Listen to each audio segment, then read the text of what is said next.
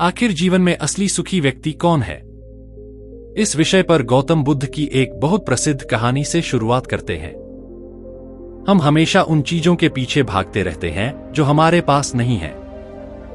हम उन्हें भविष्य में पाने के लिए लगातार प्रयास करते रहते हैं, लेकिन हम भूल जाते हैं कि जिस चीज को पाने की हम कोशिश कर रहे हैं वह हमारे वर्तमान को दुखी बना रही है। हमारे वर्तमान की सारी खुशियां हमसे छीनी जा रही हैं। इस कहानी में आप समझ पाएंगे कि कैसे आपका वर्तमान सबसे अच्छा समय है। आपको इस समय को पूरी तरह से जीना चाहिए, क्योंकि यह समय जो आज आपके पास है वह फिर वापस नहीं आने वाला है। बहुत समय पहले की बात है। एक शहर में एक बहुत गरीब व्यक्ति रहता था। जब भी वह किसी अमीर व्यक्ति को देखता तो अपने आप से बात करने लगता और कहता, हे भगवान, आपने मुझे इतना गरीब क्यों बनाया? इन अमीर लोगों को देखो, ये लोग कैसे खेल रहे हैं, जीवन का आनंद ले रहे हैं, और मैं एक ऐसा व्यक्ति हूं जो हर दिन एक एक पैसे के लिए तरस रहा हूं। मेरे पास एक भी पैसा नहीं है और ये लोग पैसे बर्बाद कर रहे हैं।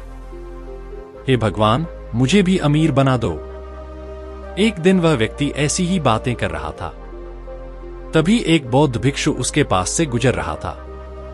उस भिक्षु ने उस गरीब व्यक्ति की सारी बातें सुन ली और फिर वह बौद्ध भिक्षु उस व्यक्ति से कहता है, क्या बात है भंते, तुम इतने चिंतित क्यों हो?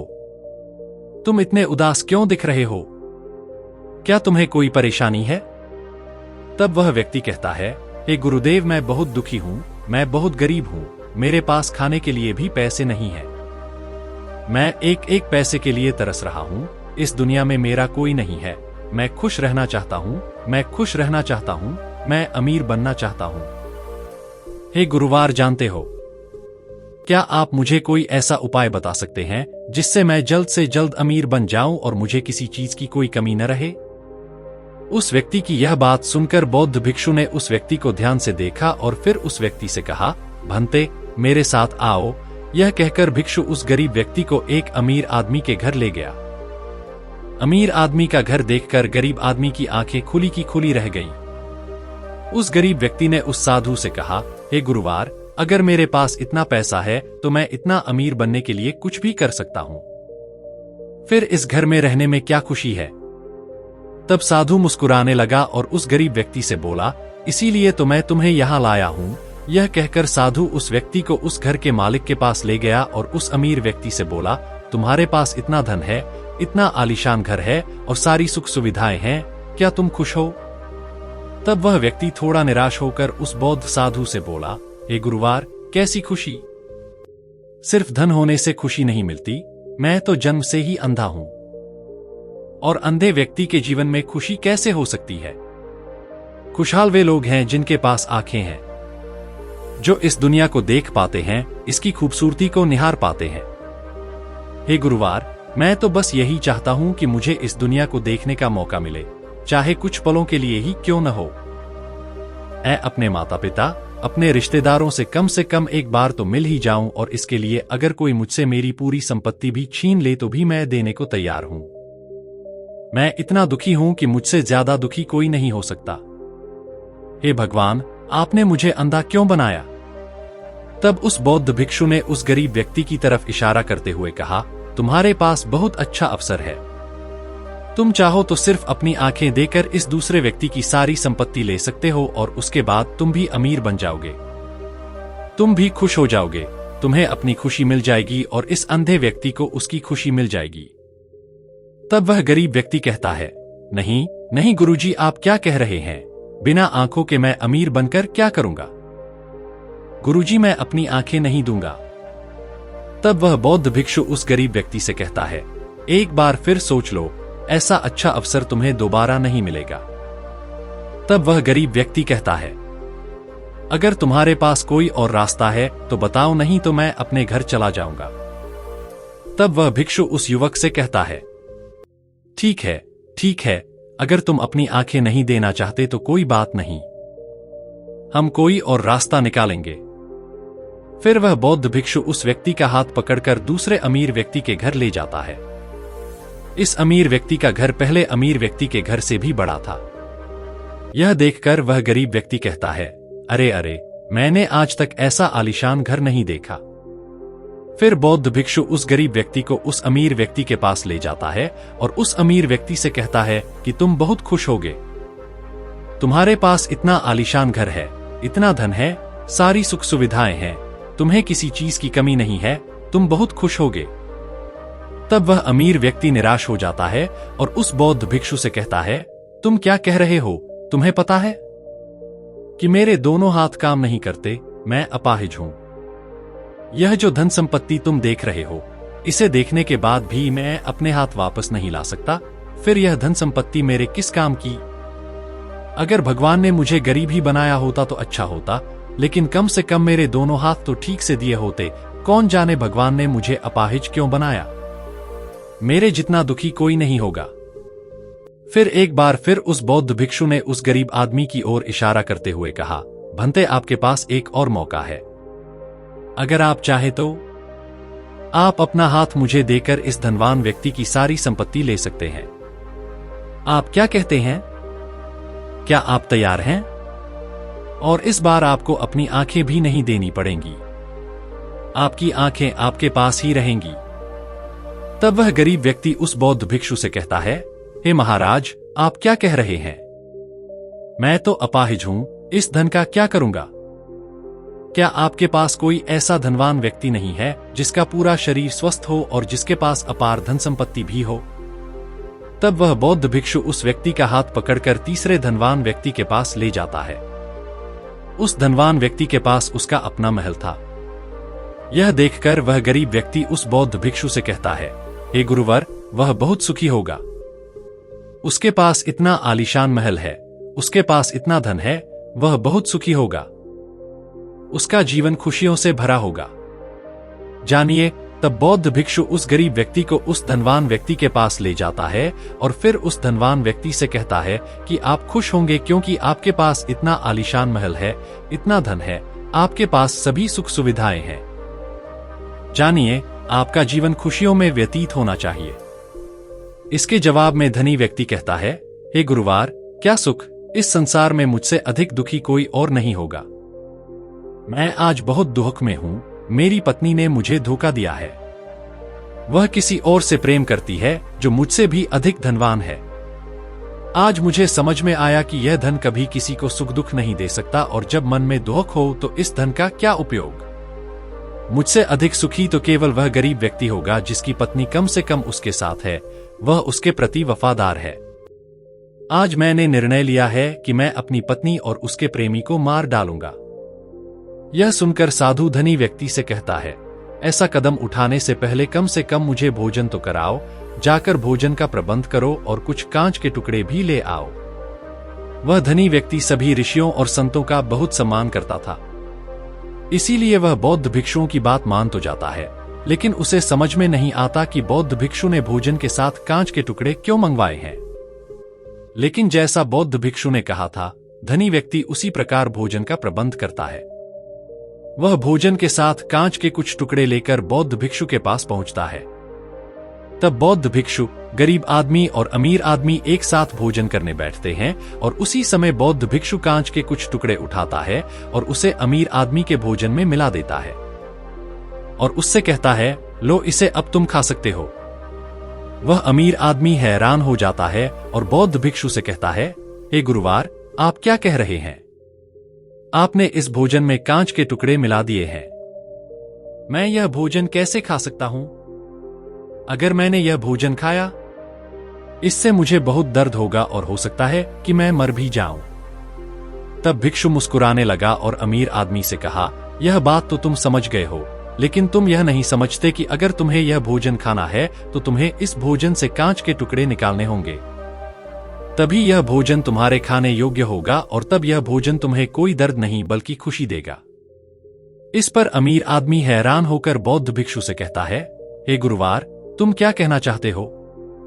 तब बौद्ध भिक्षु अमीर आदमी से कहता है, अगर आप ऐसे लोगों से चिपके रहेंगे जो कांच के टुकड़ों की तरह हैं, तो आपको निश्चित रूप से दर्द मिलेगा। जैसे कांच के टुकड़ों से मिला भोजन आपको दर्द देगा, इसका उपाय यह है कि आप इन कांच के टुकड़ों को भोजन से अलग कर दें, जानिए। और जो है उस पर ध्यान दें, यानी उन लोगों को भूल जाएं जो आपके जीवन में नहीं हैं और उन लोगों पर ध्यान दें जो इस समय आपके साथ हैं, जैसे आपकी बेटी, वह भी आपके प्यार की भूखी है। क्या यह आपका कर्तव्य नहीं है?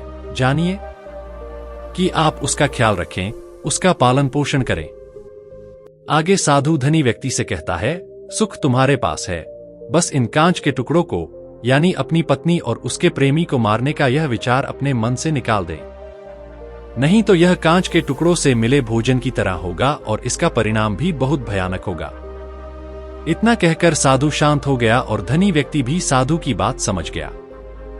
उसने तुरंत उस बौद्ध साधु के पैर छुए और धनी व्यक्ति कहने लगा, हे गुरुवार, जानो, आपने मुझे पाप करने से बचा लिया। मैं आपका बहुत आभारी हूं। इसके बाद साधु उस गरीब व्यक्ति के साथ आगे बढ़ जाता है। तभी रास्ते में वह गरीब व्यक्ति उस साधु से कहता है, हे गुरुवार, क्या इस संसार में कोई भी ऐसा नहीं है जो सुखी हो? तब साधु उस गरीब व्यक्ति से कहता है, भंते, आप सुखी क्यों नहीं हैं? इस पर वह गरीब व्यक्ति कुछ देर सोचता है, लेकिन उसके पास कोई उत्तर नहीं होता। तब साधु उस गरीब व्यक्ति से कहता है, क्योंकि तुम वह चाहते हो जो तुम्हारे पास नहीं है।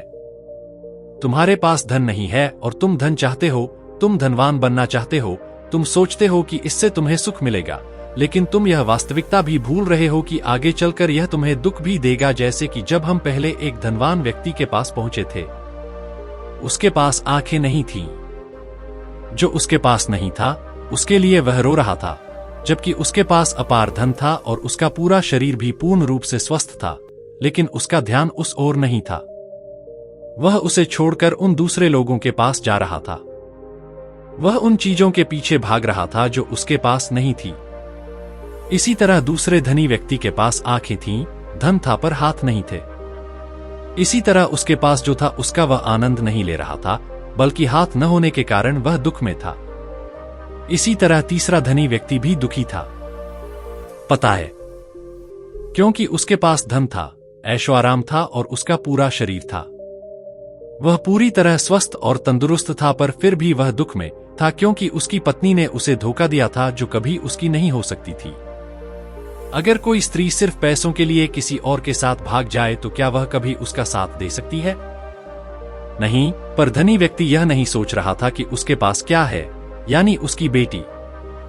आगे साधु गरीब व्यक्ति से कहता है, पता है, अमीर या गरीब होने का दुख और सुख में कोई मतलब नहीं है। चाहे हम अमीर हों या गरीब, हमारे दुख का एक ही कारण है कि हम हमेशा उन चीजों के पीछे भागते रहते हैं जो हमारे पास नहीं है, और जो हमारे पास वर्तमान में है उस पर हमारा ध्यान नहीं रहता। हम न तो उसका आनंद ले पाते हैं और न ही जान पाते हैं। हम सिर्फ भविष्य में भटकते रहते हैं, भूतकाल में ही अटके रहते हैं, और वर्तमान की धरती पर हम ये सारी गलतियां करते हैं। और यही कारण है कि आप कभी खुश नहीं रह पाते। आप कभी खुश नहीं रह पाते क्योंकि खुशी का समय, जानिए, यानी वर्तमान का समय, ऐसे ही नष्ट हो जाता है। तब साधु उस गरीब व्यक्ति की ओर इशारा करते हुए कहते हैं, भंते, मुझे बताओ कि क्या तुम्हें उन 3 अमीर लोगों जैसा कोई दुख है? जानते हो? तब गरीब व्यक्ति कुछ सोचकर साधु से कहता है, नहीं, मुझे उन अमीर लोगों जैसा कोई दुख नहीं है। इस पर साधु उस गरीब व्यक्ति से कहते हैं, फिर तुम दुखी क्यों हो? इसका जवाब देते हुए गरीब व्यक्ति साधु से कहता है, हे गुरुवर, भले ही मैं उनसे ज्यादा खुश हूं, लेकिन क्या मुझे धन कमाने या संपत्ति प्राप्त करने की इच्छा नहीं होनी चाहिए? क्या मुझे अपने वर्तमान को ऐसे ही स्वीकार कर लेना चाहिए? क्या मुझे हमेशा ऐसे ही गरीब रहना चाहिए?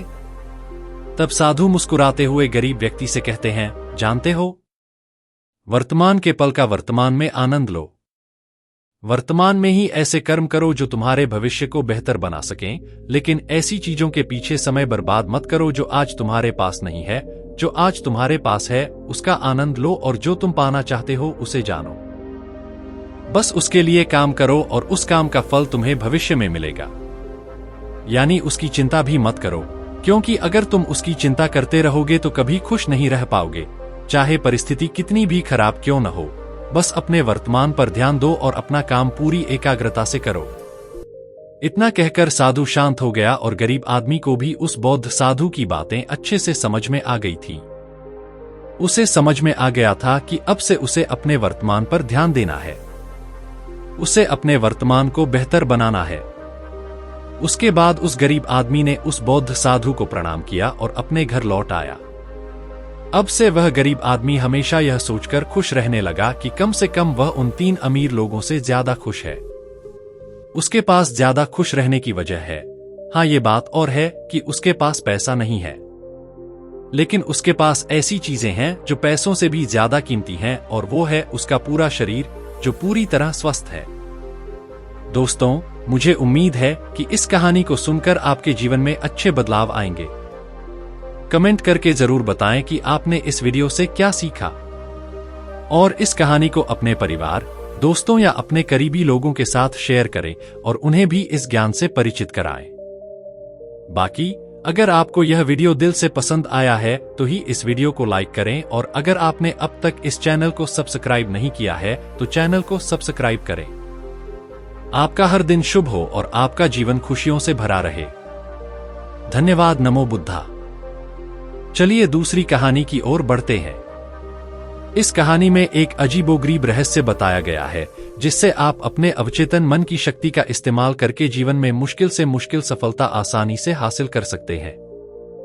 अपने अवचेतन मन की शक्ति का इस्तेमाल कैसे करें, जानिए। इसकी विधि क्या है? आज हम आपको इसी विषय पर एक अद्भुत कहानी सुनाएंगे। दोस्तों, हमारा अवचेतन मन हमारे चेतन मन से लगभग 9 गुना ज्यादा शक्तिशाली होता है। अगर हमारे चेतन मन में 1 गुना ज्यादा शक्ति है तो इसका मतलब है कि हमारे अवचेतन मन में 9 गुना ज्यादा शक्ति है, क्योंकि अवचेतन मन हमारे पूरे शरीर को नियंत्रित करता है। चेतन मन हमारे मन का एक हिस्सा है जो हमारे विचारों और भावनाओं से प्रेरित होता है, और हमारा चेतन मन हमें तर्क करने में मदद करता है। लेकिन दूसरी ओर हमारा अवचेतन मन तर्क नहीं करता, वह चेतन मन द्वारा दी गई जानकारी को अवशोषित करता है। इसलिए हम वही बन जाते हैं जो हम अपने अवचेतन मन में सोचते हैं। क्या आपने कभी सोचा है कि एक व्यक्ति दुखी क्यों है? जानिए दूसरा व्यक्ति इतना खुश क्यों है। एक व्यक्ति सुख और समृद्धि से भरा है, दूसरा व्यक्ति इतना गरीब और दुखी क्यों है? एक व्यक्ति डरा हुआ है जबकि दूसरा व्यक्ति विश्वास और भरोसे से भरा है। एक व्यक्ति आलीशान महलों में रहता है, दूसरा व्यक्ति गरीब और जीर्ण-शीर्ण झोपड़ी में रहता है। कुछ बहुत सफल होते हैं जबकि अन्य असफल होते हैं। एक व्यक्ति थोड़ी मेहनत करके सफलता प्राप्त करता है, जबकि दूसरा व्यक्ति जीविकोपार्जन के लिए जीवन भर मेहनत करता है। सब कुछ करने के बाद भी वह असफल ही रहता है। तो इन सब बातों के पीछे क्या कारण है? क्या आपने कभी इन बातों के बारे में सोचने की कोशिश की है? हमारे जीवन में जो भी अच्छा है वह हमारे चेतन मन पर निर्भर करता है। यानी अगर आप अपने चेतन मन को इस विचार से भर देते हैं कि मेरे साथ जो भी होगा वह अच्छा ही होगा, मेरे साथ जो भी हो रहा है वह अच्छा ही है, और मैं एक दिन सफल जरूर बनूंगा, तो आप अपने जीवन में जरूर सफल हो जाएंगे। वहीं अगर आप अपने अवचेतन मन में बुरी बातें रखते हैं, यानी नकारात्मक बातें कहते हैं, तो आपके जीवन में सिर्फ नकारात्मकता ही भर जाएगी और आपके साथ कुछ भी अच्छा नहीं होगा। जान लें कि आप जहां भी जाएंगे आपको सिर्फ असफलता ही मिलेगी। आप हमेशा निराश और परेशान रहेंगे, लेकिन आप कभी भी उनका समाधान नहीं ढूंढ पाएंगे। तो अगर आप भी अपने मन को अच्छे से जानना चाहते हैं, मनचाहा सेवा कार्य करवाना चाहते हैं, अगर आप इसे अपने नियंत्रण में रखना चाहते हैं, तो इस कहानी को अंत तक जरूर देखें, क्योंकि इस वीडियो में आपको ऐसी महत्वपूर्ण जानकारी मिलेगी जिसकी मदद से आप अपना जीवन अच्छे से जी सकते हैं। आप जो भी चाहते हैं उसे हासिल कर सकते हैं। आप जो भी लक्ष्य हासिल करना चाहते हैं उसे हासिल कर सकते हैं। आप इसे प्राप्त कर सकते हैं। आज की कहानी में हम जानने जा रहे हैं कि चेतन मन और अवचेतन मन के बीच मुख्य अंतर क्या है और यह कैसे काम करता है, और हम अपने अचेतन मन में अच्छी चीजें कैसे भर सकते हैं ताकि हमारा जीवन बदल सके, हम सफलता की ओर आगे बढ़ सकें। बहुत समय पहले की बात है। एक शहर में एक बहुत प्रसिद्ध गुरु रहते थे। उनकी ख्याति दूर दूर तक फैली हुई थी। उनके आश्रम में कई शिष्य भी थे। एक दिन शाम को गुरुवर ने अपने सभी शिष्यों को बुलाया और उन्हें उपदेश दे रहे थे। वह कह रहे थे, शिष्यों, हमारा मन दो भागों में विभाजित है, चेतन मन और अवचेतन मन। चेतन मन हमारे मन का रक्षक है, जबकि अवचेतन मन हमारा मालिक है। उस गुरु की आवाज सुनकर एक शिष्य बोला, गुरुदेव, आप क्या कहना चाहते हैं, जानिए। क्या आप यह कह रहे हैं कि हमारे अंदर कोई और है जो हमें नियंत्रित कर रहा है, जो हमारी सभी गतिविधियों पर नजर रख रहा है? इस पर गुरुवर मुस्कुराते हुए उस शिष्य से कहते हैं, भंते, मैं तुम्हें एक छोटी सी कहानी सुनाता हूं। आगे गुरुवर कथा सुनाते हुए कहते हैं, बहुत समय पहले की बात है। एक शहर में एक बहुत ही अमीर व्यापारी रहता था और उसके पास एक आलीशान हवेली भी थी। उसकी हवेली के गेट पर हमेशा एक पहरेदार तैनात रहता था, और जब भी हवेली में कोई अशांति या शोर होता तो उसकी आवाज हर जगह गूंजने लगती, और उस आवाज को सुनकर आसपास के लोग भी उस महल में आ जाते और पहरेदार को समझाने की कोशिश करते और कहते कि देखो, तुम्हारी हवेली से बहुत आवाजें आती हैं, जिससे हमारे घर की शांति भंग होती है। कृपया इन आवाजों को बंद करो। आखिर इस शोर में क्या है? इस तरह शोर मचाकर तुम अपना जीवन शांति से कैसे बिता सकते हो? इस पर पहरेदार जवाब देता है कि देखो भाई, शोर को पहचानो। मुझे पता है कि शोर मचाना बुरी बात है, लेकिन मैं क्या कर सकता हूं? मैं भी इससे बहुत परेशान हूं। जो भी शोर होता है वो हवेली में होता है, इससे मेरी शांति भी भंग होती है। लेकिन तुम मुझे क्यों समझा रहे हो? इसका कारण मैं नहीं हूं, कारण मेरे स्वामी हैं। तुम जाकर उन्हें समझाओ। यह सुनकर लोग भी समझ जाते हैं कि यह बात तो सच है, इसमें इस गार्ड का क्या दोष है? वह तो बस अपना काम कर रहा है। दोष तो मालिक का है। वह हंगामा करता है, शोर मचाता है, और जब भी उसे यह सब करने का मन करता है, वह हवेली के बाहर आ जाता है और हंगामा मचाने के बाद वापस हवेली में जाकर बैठ जाता है। जिन लोगों को उस हवेली के मालिक से परेशानी है, जिनकी शांति भंग होती है, वे सब आकर उस गार्ड को समझाने की कोशिश करते हैं, उसे खूब डांटते हैं। लेकिन क्या इससे यह समस्या हल हो जाएगी? इस सवाल के साथ गुरुवर अपने शिष्य से कहते हैं, तुम बताओ, इसका समाधान क्या है? इस पर शिष्य गुरु के सवाल का जवाब देते हुए कहता है कि गुरुवर, जिस किसी को भी उस हवेली के मालिक से परेशानी है, जो शोर मचाता है और लोगों की शांति भंग करता है, उन सभी को उससे बात करनी चाहिए, तभी समाधान निकलेगा। इसमें गार्ड का क्या दोष है? वह तो बस अपना काम कर रहा है, और वह इससे ज्यादा क्या कर सकता है? उसके हाथ में और कुछ नहीं है। इस पर मुस्कुराते हुए वे गुरुवार को अपने शिष्य से कहते हैं, भंते, हमारा मन भी ऐसा ही है। हमारा चेतन मन ही मनुष्य का रक्षक है, और रक्षक भलीभांति जानता है कि क्रोध करना बुरी बात है, बुरे शब्दों का प्रयोग करना बुरी बात है, अश्लील विचारों में खो जाना बुरी बात है। अर्थात हमारा चेतन मन भलीभांति जानता है कि क्रोध करना, आलस्य करना, वासना जैसे विचार गलत हैं। ये सभी विकार हमारे भीतर नकारात्मक विचार उत्पन्न करते हैं, जो हमारे विनाश का कारण बनते हैं। लेकिन वह उस चीज का क्या कर सकता है?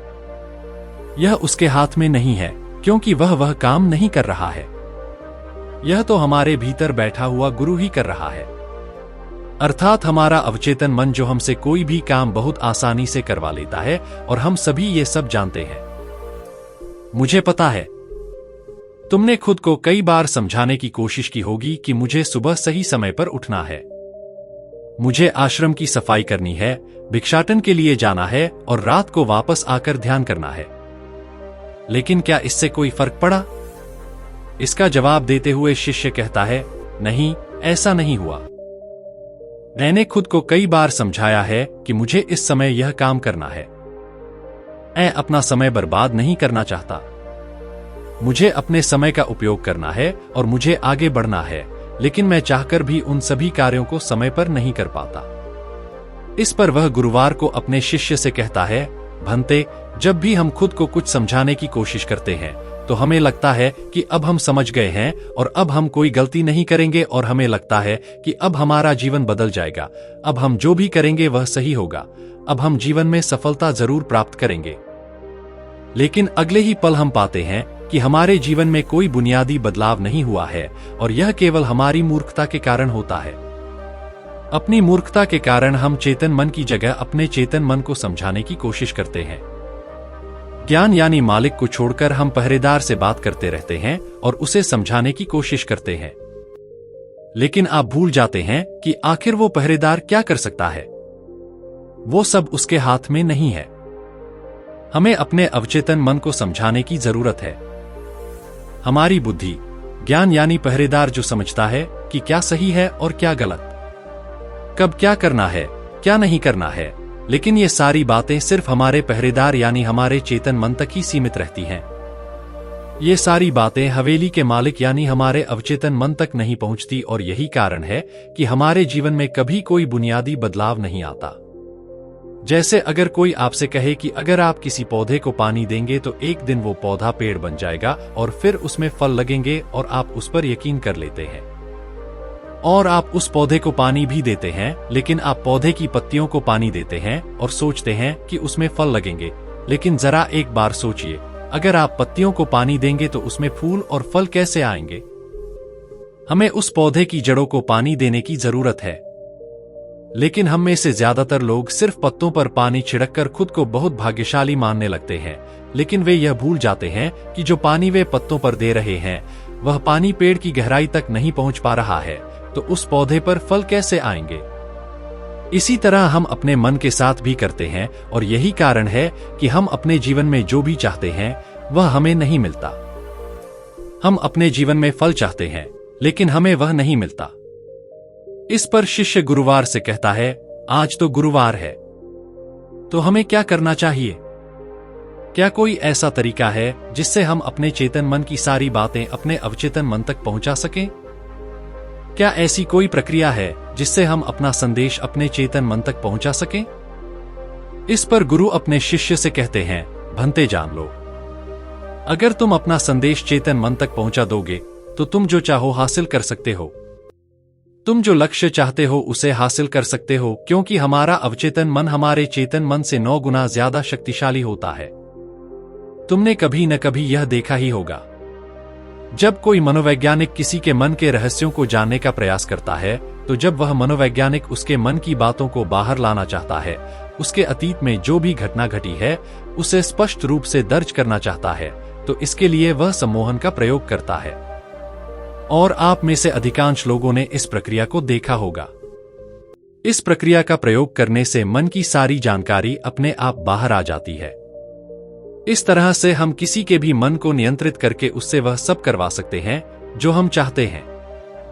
जी हां, अब आपके मन में यह सवाल उठ रहा होगा कि शायद वे सभी हमारे अवचेतन मन की चालों को समझते हैं।